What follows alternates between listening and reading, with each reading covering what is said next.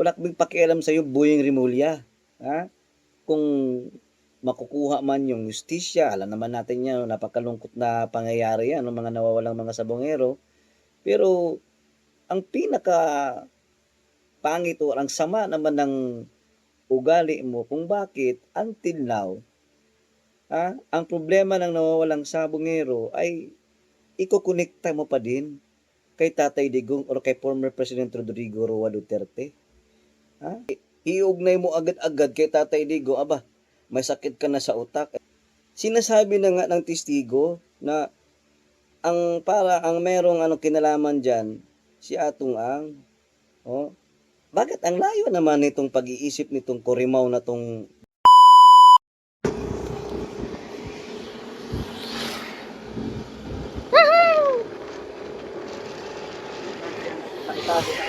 Hello guys! Kami sa Tagum po guys. Ha? Ano man? Oh, sige. Mataas na ko. Hindi ka nang ba tagong?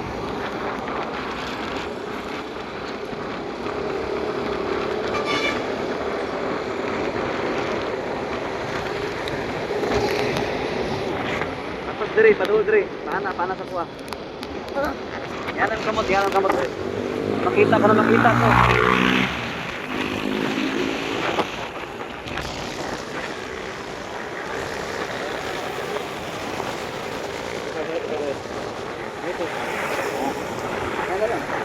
Ganito.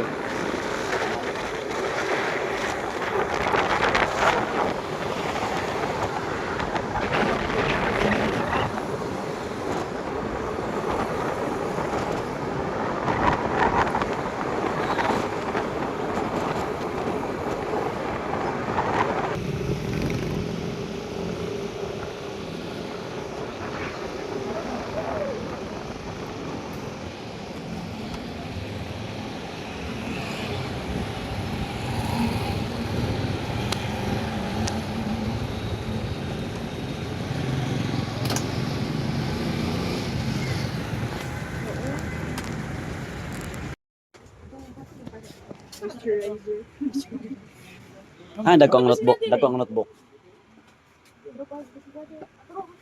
Tro. Kana 8 ka buok.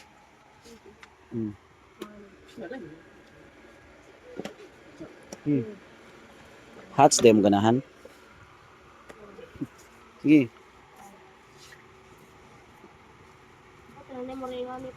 Ha? O kana. Oh, kuha ni kuya. 8 ka buok. Dili malukot. Dili malukot. Dili malukot. Hmm. Sige, pili.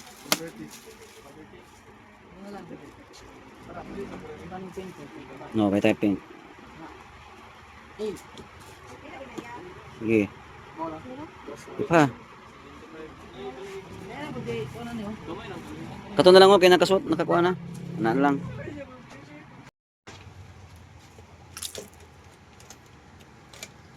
Isa ka na bulo. Ano na? Okay na? O dito karayon sa pulo. Band paper, bada? Band paper? Oo. Isa ka konsa, isa ka rim?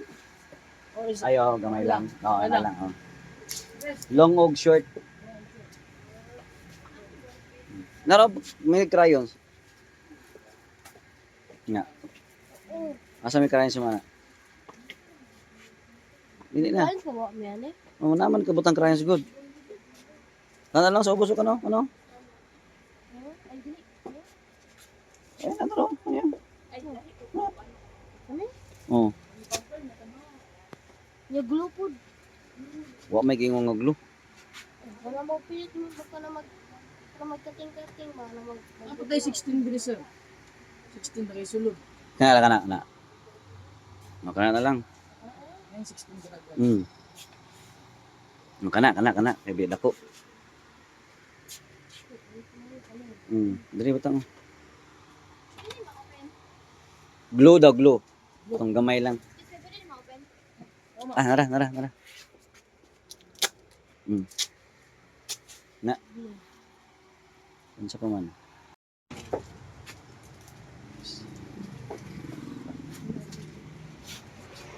Doa. Yan na.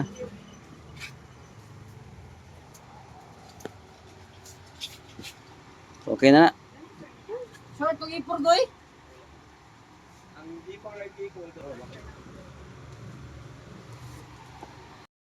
Pila ni siya?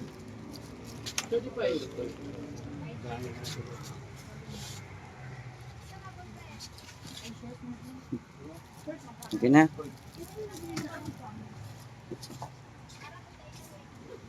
Hmm.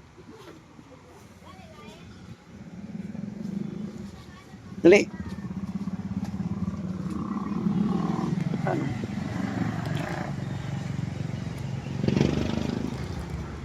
Let's go. Ana.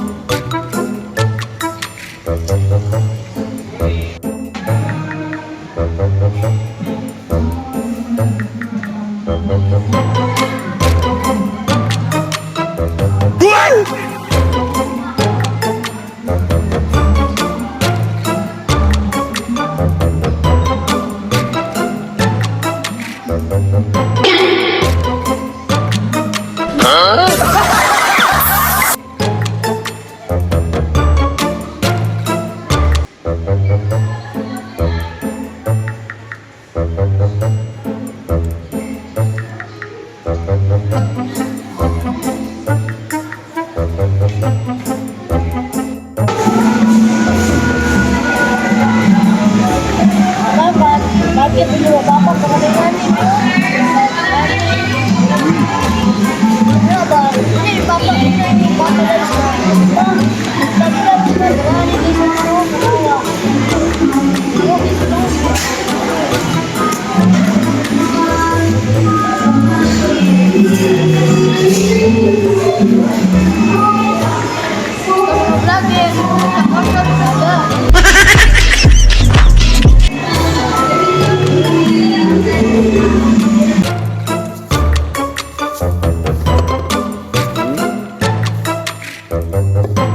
Nga, dito yun.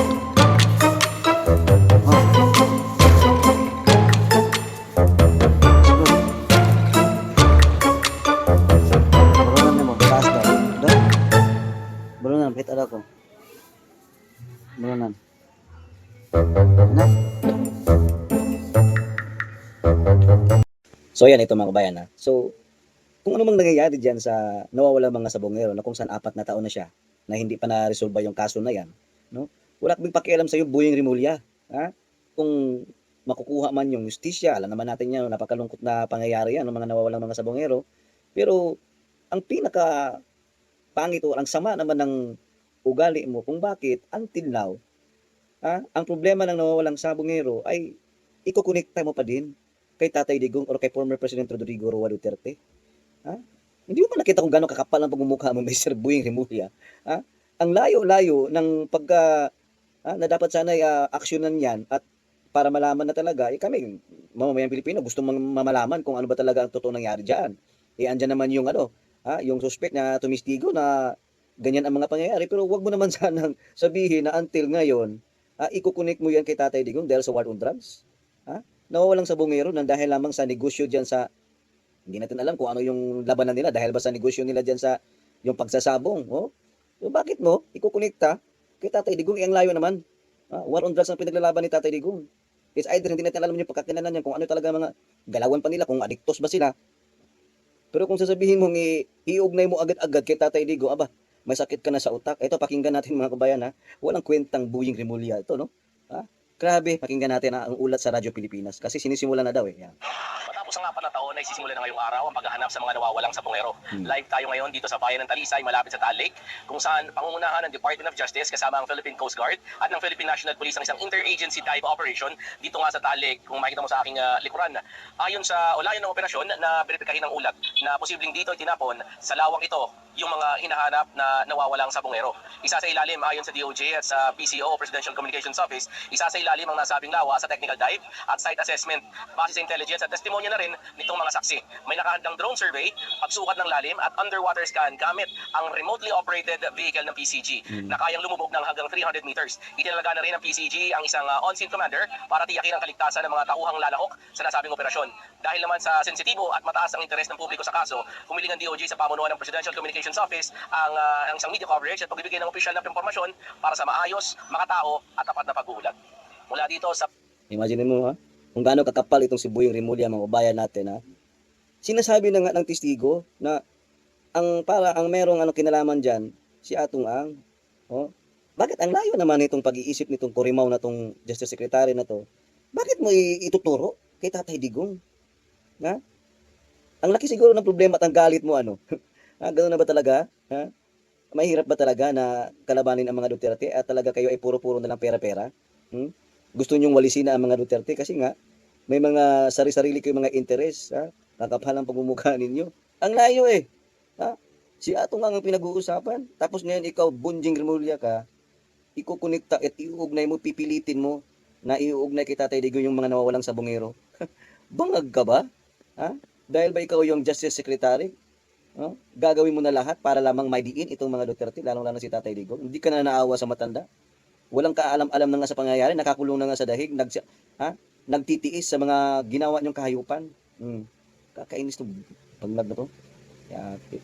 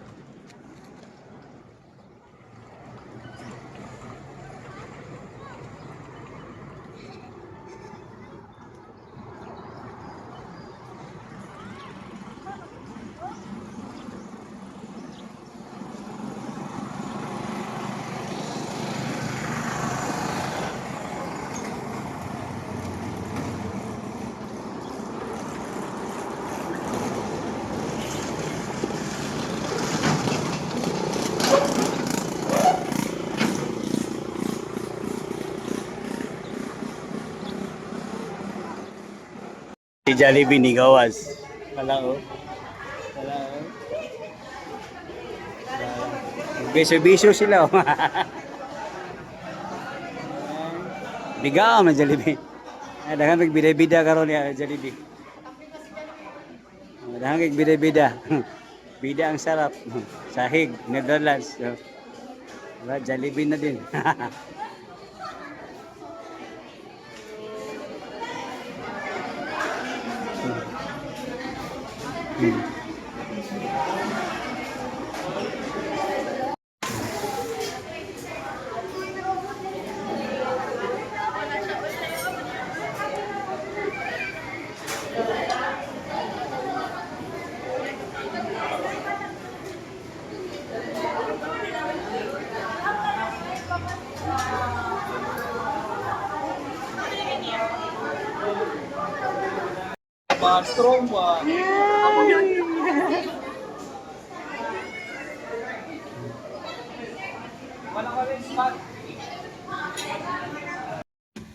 Ito, two, two, Ay, two, divide man siya, oo.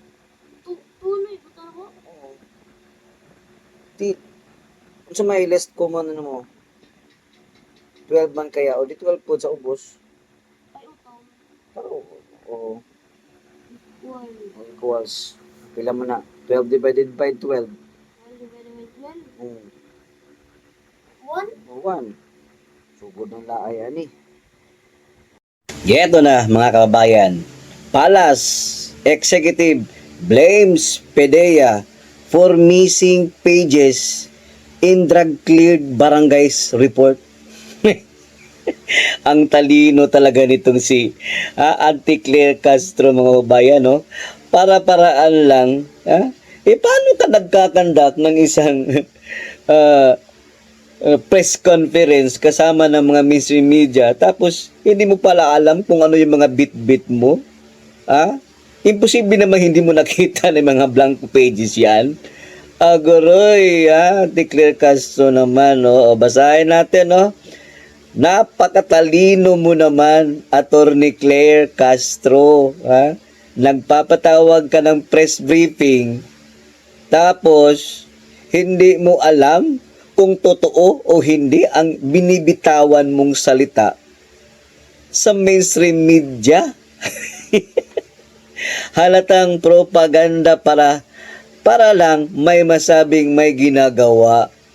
Ngayon, PDEA pa ang may kasalanan. Ibig sabihin, mahilig ka sa propagandang kasinungalingan. Oy, Bongbong Marcos, Itong tao mo, yung mga nilagay mo dyan, si Ate Claire Castro, pagod na, Ang hirap kaya magtanggol, no? Ang hirap ipagtanggol na gobyernong walang ginagawa, no? Pilit mo lang papagandahin at pakita sa taong bayan na impresibo at talagang ang gobyernong Bongbong Marcos ay nagtatrabaho. Pero hindi yun talaga ang totoong actual na mga nangyayari. Kaya ang hirap. Ang talino ni Undersecretary na si Claire Castro, mga kababayan. Wala na talaga kayong ligtas kasi ang taong bayan, ultimo ang mainstream media, sukang-suka na sa iyo, Auntie Claire. Nakitaan talaga na ang mga galawan mo talaga ay hindi nakapanipaniwala. Anong klaseng undersecretary ka? Pastilan, Ginoo ko. May pagwa, Auntie Claire Castro. Uy, umalis ka na dyan. Paka-uwar, makabagag na ako.